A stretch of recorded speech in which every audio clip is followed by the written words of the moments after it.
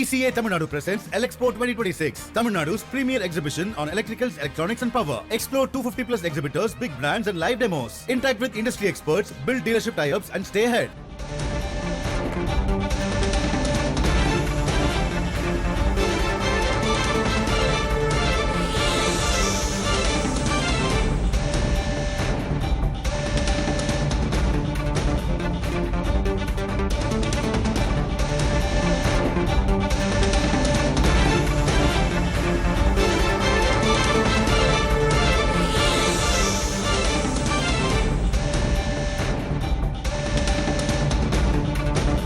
புதுச்சேரியிலும் தாவேகாவுக்கு விசில் சின்னம் ஒதுக்கீடு செய்யப்பட்டிருக்கிறது.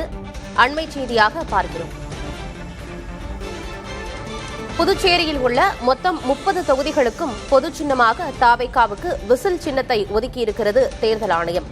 சட்டமன்ற தேர்தலையொட்டி புதுவையிலும் தாவேகாவுக்கு விசில் சின்னத்தை ஒதுக்கியிருக்கிறது தேர்தல் ஆணையம். அண்மை செய்தியாக பார்க்கிறோம்.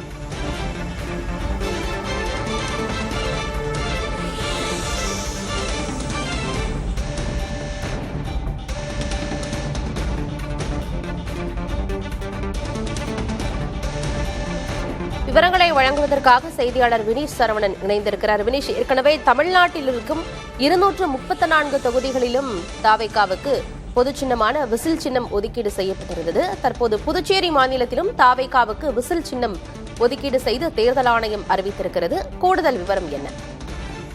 ஆனந்தி, தமிழகத்தை தொடர்ந்து புதுச்சேரியிலும் நடிகர் விஜய் தலைமையிலான தமிழக வெற்றி கழகத்திற்கு விசில் சின்னத்தை ஒதுக்கி தேர்தல் ஆணையம் உத்தரவு பிறப்பித்திருக்கிறது.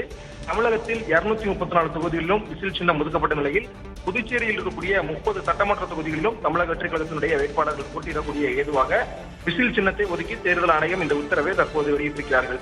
தமிழக வெற்றி கழகத்தை பொறுத்தவரை பொது சின்னம் கோரி இந்திய தேர்தல் ஆணையத்திடம் கடந்த ஆண்டே தமிழக வெற்றி கழகம் சார்பில் மனு அளிக்கப்பட்டிருந்தது.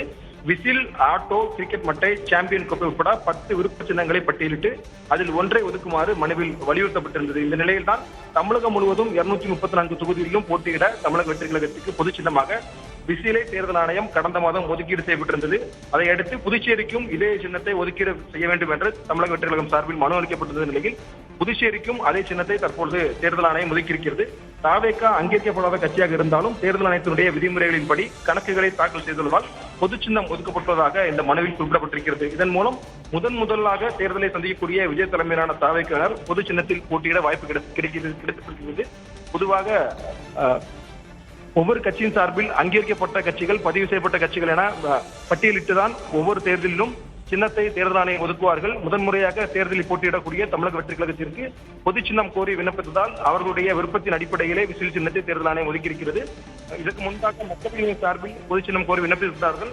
அவர்களுக்கு கடந்த தேர்தலில் 2 இடங்களிலும் தனித்தனியாக சின்னம் ஒதுக்கப்பட்டிருந்தது. ஆனால் தமிழக வெற்றி கழகத்திற்கு தமிழகத்திலும் 234 தொகுதிகளிலும் புதுச்சேரியிலும் 30 தொகுதிகளுக்கும் இந்த பொது சின்னத்தை தற்பொழுது தேர்தல் ஆணையம் ஒதுக்கியிருக்கிறது.